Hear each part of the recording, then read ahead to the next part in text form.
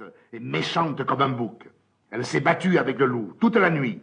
Puis le matin, le loup l'a mangée. Pécaire, pauvre Renaud. Ça ne fait rien, monsieur Seguin. Laissez-moi aller dans la montagne. Bonté divine, dit monsieur Seguin. Mais qu'est-ce qu'on leur fait donc à mes chèvres? Encore une que le loup va me manger. Eh bien non, je te sauverai malgré toi, coquine. Et de peur que tu ne rompes ta corde, je vais t'enfermer dans l'étable et tu y resteras toujours. Là-dessus, monsieur Seguin emporte la chèvre dans une étable toute noire, dont il ferma la porte à double tour. Malheureusement, il avait oublié la fenêtre. Et à peine eut-il le dos tourné que la petite s'en alla. Quand la chèvre blanche arriva dans la montagne, ce fut un ravissement général. Jamais les vieux sapins n'avaient rien vu d'aussi joli. On la reçut comme une petite reine. Les châtaigniers se baissaient jusqu'à terre pour la caresser du bout de leurs branches. Les gelées d'or s'ouvraient sur son passage et sentaient bon temps qu'il pouvait. Toute la montagne lui fit fête. Vous pensez si notre chèvre était heureuse? Plus de cordes, plus de pieux, rien qui l'empêchât de gambader, de brouter à sa guise. C'est là qu'il y en avait de l'herbe, jusque par-dessus les cornes. Et quelle herbe! Savoureuse, fine, dentelée, faite de 1000 plantes.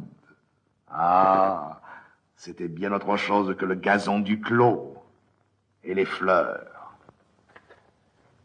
De grandes campanules bleues, des digitales de pourpre à long calice, toute une forêt de fleurs sauvages débordant de suc, capiteux. La chèvre blanche, à moitié saoule, se vautrait là-dedans les jambes en l'air et roulait le long des talus, pêle-mêle avec les feuilles tombées et les châtaignes. Puis tout à coup, elle se redressait d'un bond sur ses pattes. Hop, la voilà partie. La tête en avant, à travers les maquis et les buissières, tantôt sur un pic, tantôt au fond d'un ravin, là-haut, en bas, partout. On aurait dit qu'il y avait 10 chèvres de monsieur Seguin dans la montagne. C'est qu'elle n'avait peur de rien, la Blanquette. Elle franchissait dans un seau de grand torrent qui l'éclaboussait au passage de poussière humide et d'écume. Alors, toute ruisselante, elle allait s'étendre sur quelques roches plates et se faisait sécher par le soleil. Une fois s'avançant au bord d'un plateau, une fleur de cytise aux dents, elle aperçut en bas, tout en bas, dans la plaine, la maison de monsieur Seguin avec le clos derrière. Cela la fit rire aux larmes. « Oh, que c'est petit, dit-elle. Comment ai-je pu tenir là-dedans? » Pauvrette, de se voir si haut perché, elle se croyait au moins aussi grande que le monde. En somme, ce fut une bonne journée pour la chèvre de monsieur Seguin.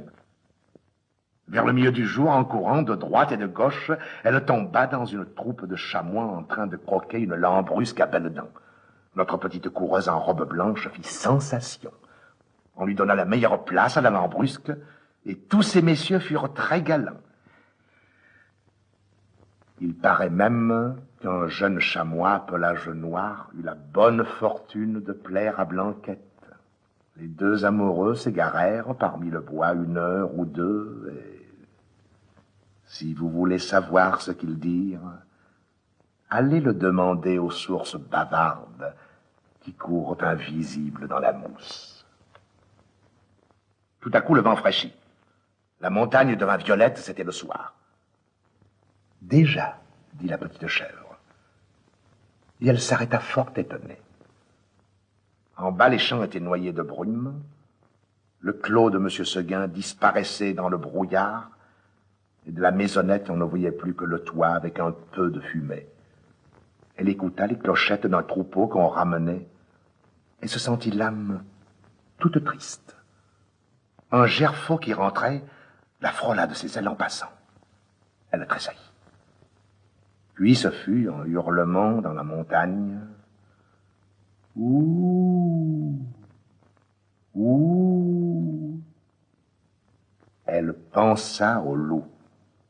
De tout le jour, la folle n'y avait pas pensé. Au même moment, une trompe sonna bien loin dans la vallée. C'était ce bon monsieur Seguin qui tentait un dernier effort. Ouh!